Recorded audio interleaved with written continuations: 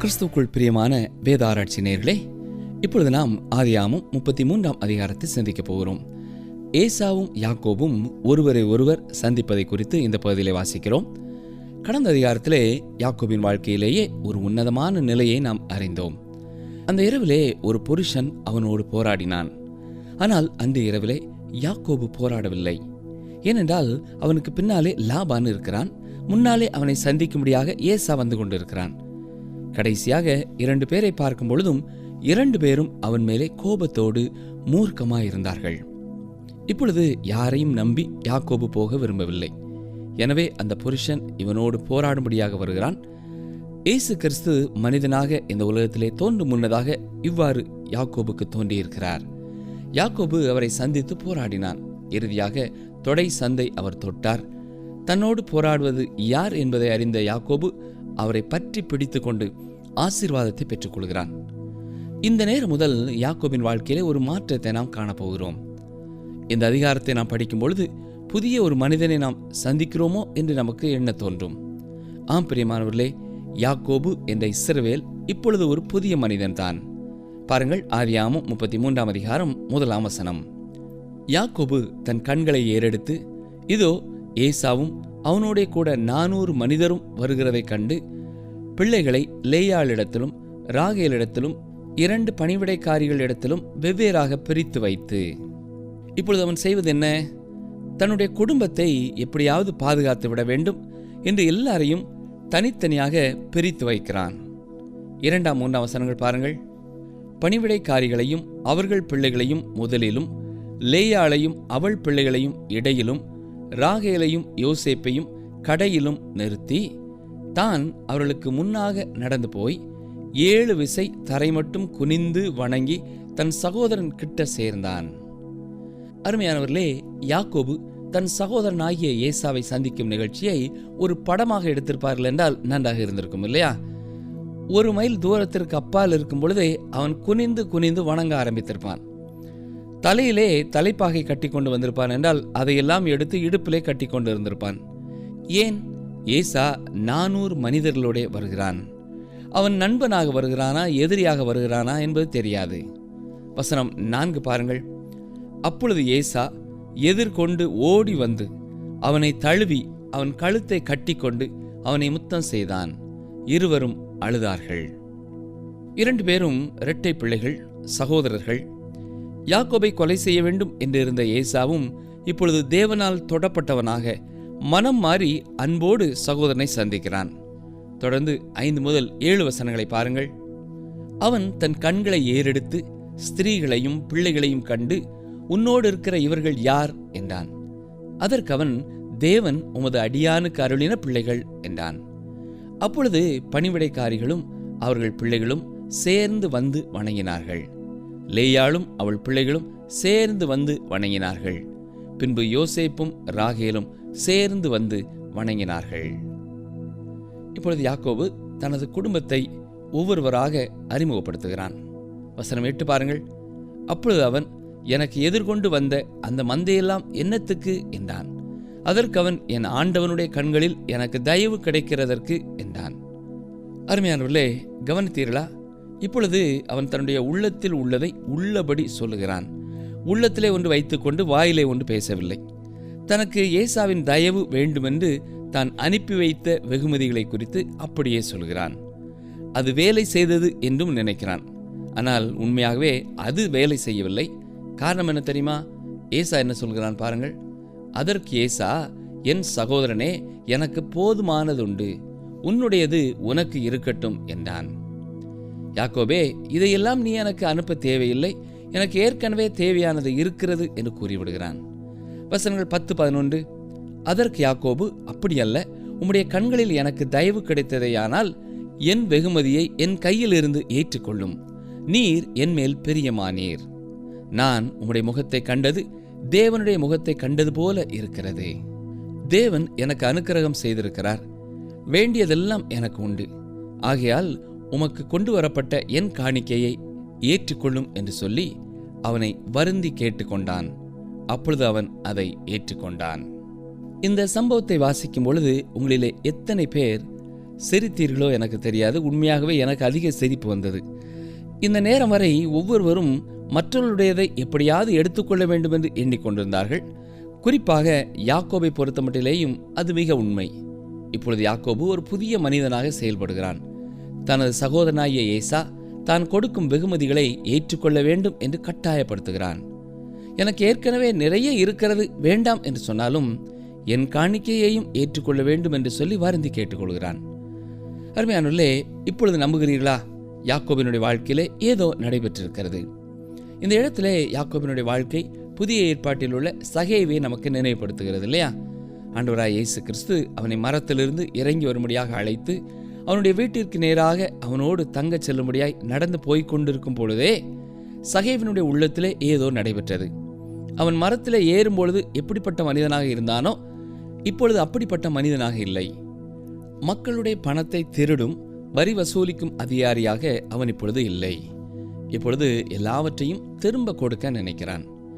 தவறான வழியிலே அவன் எடுத்துக்கொண்டதை மட்டுமல்ல, தனக்கு உண்டானதிலும் மற்றவர்களுக்கு நான்கத்தனையாய் கொடுக்க விரும்புகிறான். எவ்வளவு பெரிய ஒரு மாற்றம் ஏற்பட்டிருக்கிறது இல்லையா? இயேசு கிறிஸ்து யாருடைய வீட்டிலே வந்திருக்கிறார் என்பது அவருடைய வாழ்க்கை மூலமாகவே தெரியும். என்னை கேட்டுக்கொண்டிருக்கிற எனக்கு அன்பான சகோதரனே, சகோதரியே, உங்கள் உள்ளங்களிலேயும் உங்கள் இல்லங்களிலேயும் இயேசு கிறிஸ்து வந்துவிட்டார் என்று சொன்னால் உங்கள் நடைமுறை வாழ்க்கையிலேயே மாற்றம் தெரியும். இங்கே உண்மையாகவே யாக்கோபினுடைய உள்ளத்திலே ஏதோ மாற்றம் ஏற்பட்டிருக்கிறது. முன்னதொரு காலத்திலே ஒரு நேர கூழுக்காக சேஷ்ட புத்திர பாகத்தையே விலைக்கு வாங்கினவன் 220 வெள்ளாடுகளையும் 220 செம்மறியாடுகளையும் 30 ஒட்டகங்களையும் அதன் குட்டிகளையும் 40 கடாரிகளையும் 10 காளைகளையும் 20 கோழிகை கழுதைகளையும் 10 கழுதை குட்டிகளையும் மனமோந்து கொடுக்கிறான். இறுதியாக ஏசா அதை ஏற்றுக்கொள்கிறான். அந்நாட்களிலே யாராவது வெகுமதி கொடுத்து அதை வேண்டாம் என்று சொன்னால் அது முறையாகாது. அது அவர்களை புண்படுத்தியது போல் ஆகிவிடும். எனவே கடைசியாக ஏசா அதை ஏற்றுக்கொள்கிறான். வசனம் 12 பாருங்கள். பின்பு அவன், நாம் புறப்பட்டு போவோம், வா, நான் உனக்கு முன் நடப்பேன் என்றான். நீ நமது தேசத்திற்கு திரும்பி வந்திருக்கிறபடியினால் நான் உனக்கு முன்னாலே போகிறேன், வழிகாட்டியாக பாதுகாவலாக நான் முன்னாலே செல்கிறேன் என்று சொல்கிறான். அதற்கு யாக்கோபுவின் பதில் என்ன? வசனம் 13. அதற்கு அவன், பிள்ளைகள் இளம் பிள்ளைகள் என்றும் கறவையான ஆடு மாடுகள் என்னிடத்தில் இருக்கிறது என்றும் என் ஆண்டவனுக்கு தெரியும். அவைகளை ஒரு நாளாவது துரிதமாய் ஓட்டினால் மந்தையெல்லாம் மாண்டு போகும். நான் எனது குடும்பத்தோடு வருகிறேன், சிறு பிள்ளைகள் இருக்கிறார்கள், ஆட்டுக்குட்டிகள் எல்லாம் இருக்கிறது, எனவே நாங்கள் வேகமாக வர முடியாது, எனவே நீ முன்னாலே போ, நான் பின்னாலே வருகிறேன் என்று சொல்கிறான். வசனம் 14 பாருங்கள். என் ஆண்டவனாகிய நீர் உமது அடியானுக்கு முன்னே போம். நான் சேயீருக்கு என் ஆண்டவனிடத்தில் வரும் அளவும் எனக்கு முன் நடக்கிற மந்தைகளின் கால்நடைக்கும் பிள்ளைகளின் கால்நடைக்கும் தக்கதாக மெதுவாய் அவைகளை நடத்தி கொண்டு வருகிறேன் என்றான். யாக்கோபு கூறுவதென்ன? நீங்கள் துரிதமாக நடப்பது போல எங்களுடைய பிள்ளைகளோ மந்தையோ வேகமாக வர முடியாது. அவர்களுக்கு தக்கதாக நான் அவர்களை நடத்தி கொண்டு வருகிறேன், நீ எனக்கு முன்னே போகலாம் என்று சொல்கிறான். வசனங்கள் 15, 16. அப்பொழுது ஏசா, என்னிடத்தில் இருக்கிற ஜனங்களில் சிலரை நான் உன்னிடத்தில் நிறுத்திவிட்டு போகட்டுமா என்றான். அதற்கு அவன், அது என்னத்திற்கு? என் ஆண்டவனுடைய கண்களில் எனக்கு தயவு கிடைத்தால் மாத்திரம் போதும் என்றான். அன்றைய தினம் ஏசா திரும்பி தான் வந்த வழியே சேயீருக்கு போனான். ஏசா ஏதோமியனரின் தேசமான சேயீரிலே தங்கியிருந்தான். உபாகமம் 2 அதிகாரம் 5 வசனத்திலே நாம் பார்க்கிறது போல தகப்பனுடைய மரணத்திற்கு பின்னர் சேயீரின் மலையிலே அவன் தங்கியிருந்தான். அந்த பகுதியையே தேவன் ஏசாவின் சந்ததியினருக்கு கொடுத்தார். இப்பொழுது ஆதியாகமம் 33 அதிகாரம் 17 வசனத்தை பார்ப்போம். யாக்கோபு சுக்கோத்திற்கு பிரயாணம் பண்ணி தனக்கு ஒரு வீடு கட்டி தன் மிருக ஜீவன்களுக்கு கொட்டாரங்களை போட்டான். அதனாலே அந்த ஸ்தலத்துக்கு சுக்கோத் என்று பெயரிட்டான். அருமையானவர்களே, இங்கே என்ன நடக்கிறது என்பதை நாம் ஆழமாக கற்றுக்கொள்ளாமல் வேகமாக கடந்து சென்று விடக்கூடாது. யாக்கோபின் வாழ்க்கையிலே நாம் பார்ப்போம் என்றால் அங்கே மிகப்பெரிய ஒரு மாற்றம் நடைபெற்றிருக்கிறது. தனது சகோதரனாகிய ஏசாவை சாந்தப்படுத்துவதற்காக தந்திரமாக அவன் அனுப்பிய வெகுமதி ஒன்றும் வேலை செய்யவில்லை. ஏனென்றால் ஏற்கனவே ஏசாவின் இருதயத்தை தேவன் ஆயத்தப்படுத்திவிட்டார். சந்தோஷமாய் தனது சகோதரனை சந்திக்கும்படியாக கர்த்தர் அவனை வழிநடத்தினார். அது மட்டுமல்ல, தீமை செய்ய வேண்டும் என்ற எண்ணத்தோடு யாக்கோபுவின் பின்னாலே வந்த லாபானிடத்திலேயும் தேவன் பேசி எந்த கெடுதியும் செய்யக்கூடாது என்று சொல்லிவிட்டார். இப்பொழுது அவனுக்கு முன்னும் பின்னும் சமாதானம் நிலவுகிறது. யாக்கோபு கொடுத்த எந்த வெகுமதியும் ஏசாவுக்கு தேவையில்லை. ஏனென்றால் அவனுக்கே அதிகமான செல்வம் இருக்கிறது. யாக்கோபு கட்டாயப்படுத்தினபடினாலே தான் அந்த வெகுமதிகளை அவன் ஏற்றுக்கொள்கிறான். 2 சகோதரர்களுமே இப்பொழுது உண்மையாகவே ஒருவரை ஒருவர் மன்னித்து பரந்த மனதுள்ளவர்களாய் காணப்படுகிறார்கள். இந்த சூழ்நிலை குறித்து நாம் எந்த விதத்திலேயும் சந்தேகப்பட வேண்டியதில்லை. ஏசாவும் செல்வந்தனாயிருக்கிறான். தனது சேஷ்ட புத்திர பாகத்தை மிகப்பெரிய ஒரு காரியமாய் அவன் எண்ணவில்லை. எனவே யாக்கோபுவின் மேலே இருந்த கோபம் போய்விட்டது. அருமையானவர்களே, ஒருவனுடைய வழிகள் கர்த்தருக்கு பிரியமானதாய் இருந்தால் அவனுடைய சத்துருக்களும் அவனோட சமாதானமாகும்படி செய்வார் என்று நாம் வேதத்திலே வாசிக்கிறோம். என்னை கேட்டுக்கொண்டிருக்கிற எனக்கு அருமையான சகோதரனே, சகோதரியே, உங்களுக்கு எதிராக பலர் பலவிதமாய் பேசுகிறார்கள், செயல்படுகிறார்கள் என்ற எண்ணத்தோடு இன்றைக்கு இருக்கிறீர்களா? உங்கள் வாழ்க்கையை நீங்கள் ஆராய்ந்து பாருங்கள். உங்கள் வாழ்க்கையிலே நீங்கள் விட்டுவிட வேண்டிய காரியங்கள், கர்த்தரிடத்திலே கற்றுக்கொள்ள வேண்டிய காரியங்கள், மாற்றி அமைத்துக் கொள்ள வேண்டிய காரியங்களை குறித்து தேவன் உங்களோடு பேசுவார் என்றால் அவருடைய சித்தத்திற்கு உங்களுடைய வாழ்க்கையை பரிபூர்ணமாய் அர்ப்பணியுங்கள். உங்களுடைய வாழ்க்கை தேவனுக்கு பிரியமாயிருந்தால் உங்களுடைய சத்துருக்களும் நிச்சயமாக உங்களோடு சமாதானமாவார்கள். யாக்கோபுவின் மேலே இப்பொழுது சூரியன் பிரகாசிக்கிறது என்று சொல்லலாம். லாபான் சமாதானத்தோடு திரும்ப போய்விட்டான். ஏசா மனமகிழ்ச்சியோடு சகோதரனை ஏற்றுக்கொண்டு விட்டான். கர்த்தரே இவை எல்லாவற்றையும் நடப்பித்தார். யாக்கோபினுடைய சொந்த செயல்பாடுகளுக்கும் தந்திரங்களுக்கும் தேவன் அவனை விட்டுவிட்டிருப்பார் என்றால் ஒரு பயங்கரமான யுத்தத்திலே அவன் மரித்திருப்பான். சீக்கிரமாக யாக்கோபு தனது வாழ்க்கையை பின்னாலே திரும்பி பார்த்து தேவனுடைய கரம் அவனுடைய வாழ்க்கையில எப்படி செயல்பட்டிருக்கிறது என்பதை கண்டு தேவனை மகிமைப்படுத்த போகிறான். என்றாலும் அவன் விதைத்த எல்லாம் இன்னமும் விளைந்து முடியவில்லை. ஞாபகம் இருக்கிறதா? மனுஷன் எதை விதைத்தாலும் அதையே அறுப்பான். பிரச்சனை அங்கே அவனுக்கு காத்து கொண்டிருக்கிறது. ஏசா சேயீருக்கு போய்விடுகிறான். மீண்டுமாக ஒருவரை ஒருவர் சந்திப்போம் என்று சொல்லி விடை பெற்றுக் கொள்கிறார்கள். ஈசாக்கின் அடக்க ஆராதனையிலே மீண்டுமாக அவர்கள் சந்திக்கிறார்கள். இப்பொழுது ஆதியாகமம் 33ஆம் அதிகாரம் 18-19 வசனங்களை பாருங்கள். யாக்கோபு பதான் அராமிலிருந்து வந்த பின் கானான் தேசத்தில் இருக்கிற சாலேம் என்னும் சீகேமுடைய பட்டணத்திற்கு அருகே சென்று பட்டணத்திற்கு எதிரே கூடாரம் போட்டான். தான் கூடாரம் போட்ட வெளியின் நிலத்தை சீகேமின் தகப்பனாகிய ஏமோரின் புத்திரர் கையிலே 100 வெள்ளிக்காசுக்கு கொண்டு. இந்த பகுதியை கற்றுக்கொள்ளும் போது ஒருவேளை அவன் பெத்தேலுக்கு போகாமல் இங்கே சாலேம் என்னும் சீகேமினுடைய பட்டணத்திற்கு அருகே கூடாரம் போட்டு விட்டானே என்று நாம் நினைக்கலாம். அவன் நொண்டி நொண்டி வந்தபடினாலே ஆவிக்குரிய வாழ்க்கையிலையும் கொஞ்சம் கொஞ்சமாகவே கற்றுக்கொள்கிறான். வசனம் 20 பாருங்கள். அங்கே ஒரு பலிபீடத்தை கட்டி அதற்கு ஏல் எல்லோகே இஸ்ரவேல் என்று பெயரிட்டான். இங்கே நாம் வாசிக்கிறது போல யாக்கோபு ஒரு பலிபீடத்தை கட்டுகிறான். இப்பொழுது தனது தாத்தாவாகிய ஆபிரகாமை போல செல்லும் இடமெல்லாம் பலிபீடத்தை கட்டும் எண்ணம் அவனுக்குள்ளே வருகிறது. மற்றும் ஒரு மகிழ்ச்சியான காரியம் என்னவென்றால், தேவன் தனக்கு கொடுத்த புதிய பெயரான இஸ்ரவேல் என்பதை மிக உறுதியாக மனதிலே வைத்திருக்கிறான். ஏல் எல்லோகே என்றால் தேவன் இஸ்ரவேலின் தேவன் என்று பொருள்படும். ஆவிக்குரிய வாழ்க்கையிலே நடக்க துவங்கி இருக்கும் இந்த மனிதனுடைய வாழ்க்கையிலே காணப்படுகிற ஒரு வளர்ச்சியை இது நமக்கு காட்டுகிறது. அருமையானவர்களே, யாக்கோபு தான் தேவனுக்கு வாக்கு கொடுத்தபடியே பெத்தேலை நோக்கித்தான் போய்க் கொண்டிருக்கிறான். ஆனால் இன்னமும் அவன் அங்கே சென்று அடையவில்லை. நிகழ்ச்சியை நிறைவு செய்யும் முன்னதாக இந்த 33ஆம் அதிகாரத்திலே நாம் கடந்து வந்த சில வசனங்களை ஒரு முறை கூட நாம் பார்ப்போம். 10வது வசனத்திலே, உம்முடைய கண்களில் எனக்கு தயவு கிடைத்ததேயானால் என் வெகுமதியை என் கையிலிருந்து ஏற்றுக்கொள்ளும் என்று வாசிக்கிறோம். அருமையானவர்களே, நம்முடைய வாழ்க்கையிலே நாம் தேவனுடைய கிருபையை பெற்றுக்கொள்வதோடு கூட மனுஷருடைய தயவையும் பெற்றுக்கொள்வது அவசியமானதாக இருக்கிறது. ஆண்டவராய் இயேசு கிறிஸ்துவை குறித்து நாம் வாசிக்கும் பொழுது கூட லூக்கா 2ஆம் அதிகாரம் 52ஆம் வசனத்திலே, இயேசுவானவர் ஞானத்திலும் வளர்த்தியிலும் தேவ கிருபையிலும் மனுஷர் தயவிலும் அதிகமாய் விருத்தி அடைந்தார் என்று வாசிக்கிறோம். நம்முடைய வாழ்க்கையிலே நாம் மற்றவர்களிடத்திலே தயவை பெற்றுக்கொள்கிறவர்களாய் இருக்கிறோம். அதே நேரத்திலே மற்றவர்களுக்கு தயவு காண்பிக்க வேண்டியவர்களாயும் இருக்கிறோம். அப்போஸ்தலனாகிய பரிசுத்த பவுல் கலாத்தியர் 5ஆம் அதிகாரத்திலே ஆவியின் கனியை குறித்து சொல்லும் பொழுதும், ஆவியின் கனியோ அன்பு, சந்தோஷம், சமாதானம், நீடிய பொறுமை, தயவு என்று சொல்கிறார்.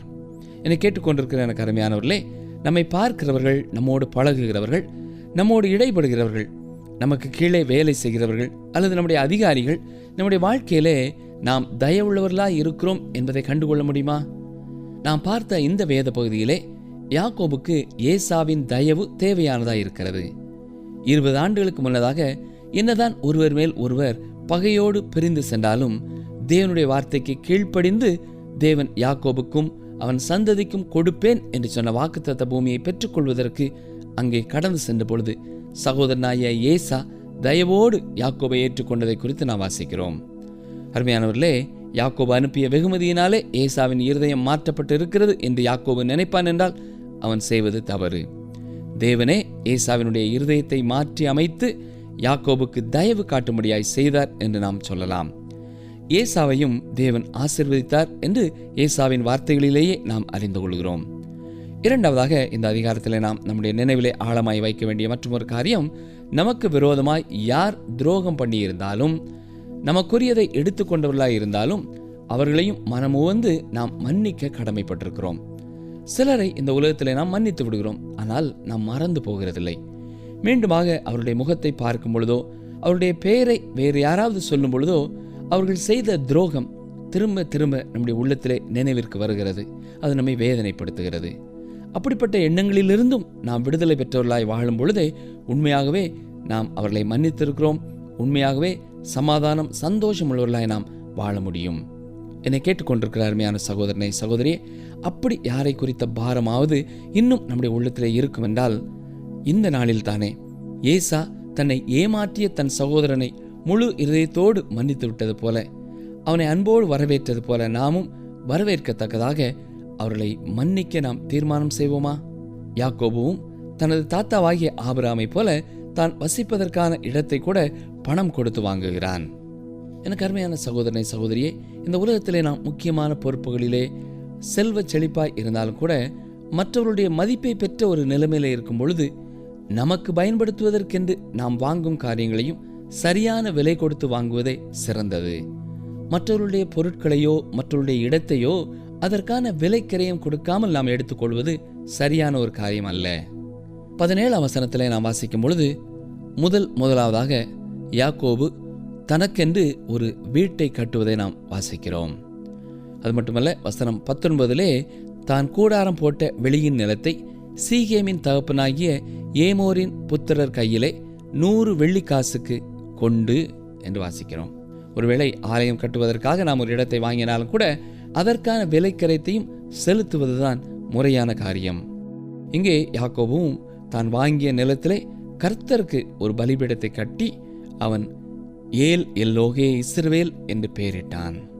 நம்முடைய வாழ்க்கையிலேயும் கர்த்தரை தொழுது கொள்வதை குறித்து நாம் அக்கறை உள்ளவர்களாய் இருக்க வேண்டும். ஒவ்வொரு நாளும் ஆண்டவருடைய சமூகத்திலே வந்து நாம் தனித்து அவருடைய தன்மைகளை சொல்லி அவரை வாழ்த்தி புகழ்ந்து அவரை மகிமைப்படுத்தி அவரை தொழுது கொள்ள வேண்டும். அல்லது புதிய ஒரு வீட்டிற்குள்ளே கடந்து செல்கிறோம், வைபவத்திற்கு முக்கியத்துவம் கொடுக்காமல் ஆண்டவரை துதிப்பதற்கு முக்கியத்துவம் கொடுத்து நாம் புதிய வீடுகளுக்குள்ளே கடந்து செல்வதும் சிறந்த ஒரு காரியமாகும். ஜெபிப்போமா? எங்களை நேசிக்கிற எங்கள் அன்பின் ஆண்டவரே, ஆதியாகமம் 33ஆம் அதிகாரத்திலிருந்து நீர் எங்களுக்கு கற்றுக் கொடுத்த பாடங்களுக்காக உமக்கு நன்றி செலுத்துகிறோம். ஆண்டவரே, நாங்கள் தந்திரமான வெகுமதியினாலே யாரையும் ஆதாயப்படுத்தலாம் என்று எண்ணிவிடாதபடி உம்மை சார்ந்து கொள்ள எங்களுக்கு உதவி செய்யும். எங்களுடைய வாழ்க்கை உமக்கு முன்பாக சரியானதாய் இருக்கும் பொழுது எங்களுடைய சத்துருக்களும் எங்களுடனே சமாதானமாகும்படி செய்வீர் என்று நாங்கள் வாசித்தோம் ஐயா. இன்றைக்கும் இந்த நிகழ்ச்சியை கேட்டுக்கொண்டிருக்கிற யார் யாருடைய வாழ்க்கையிலே தவறாக புரிந்து கொண்டு சமாதான குறைவோடு மன முறிவோடு இருக்கிறார்களோ அப்படிப்பட்ட உறவுகள் எல்லாவற்றையும் கர்த்தர் உம்முடைய நாம மகிமையின் நிமித்தம் நீர் சரி செய்து கொடுக்க வேண்டும் என்று சொல்லி நாங்கள் ஜெபிக்கிறோம். ஏசாவும் யாக்கோவும் பல ஆண்டுகளுக்கு பின்னர் ஒருவரை ஒருவர் ஏற்றுக்கொண்டது போல இந்த நிகழ்ச்சியை கேட்டுக்கொண்டிருக்கிற எந்த குடும்பத்திலாவது சகோதர சிநேகம் குறைந்து போய் அன்பு தாழ்ச்சி ஏற்பட்டு ஒருவரை ஒருவர் நேசிக்க வேண்டியபடி நேசிக்காமல் பேச்சுவார்த்தை இல்லாமல் இருக்குமென்றால் உம்முடைய அன்பினாலே அவர்களை நீர் நிரப்பி ஒருவரை ஒருவர் மன்னிக்கவும் ஒருவரை ஒருவர் ஏற்றுக்கொள்ளவும் இந்த நாளிலேயே அவர்கள் மனம் முறிந்து போன உறவுகளை புதுப்பிப்பதற்காக தங்களை அர்ப்பணிக்க நீர் உதவி செய்யும். தொடர்ந்து இந்த சத்தியங்களை கொண்டு நீர் எங்களோடு பேசும். நீர் விரும்புகிற மாற்றத்தை எங்கள் வாழ்க்கையிலையும் தாரும். இயேசு கிறிஸ்துவின் வல்லமையுள்ள நாமத்தினாலே மனத்தாழ்மையோடு வேண்டிக் கொள்கிறோம் பிதாவே, ஆமேன்.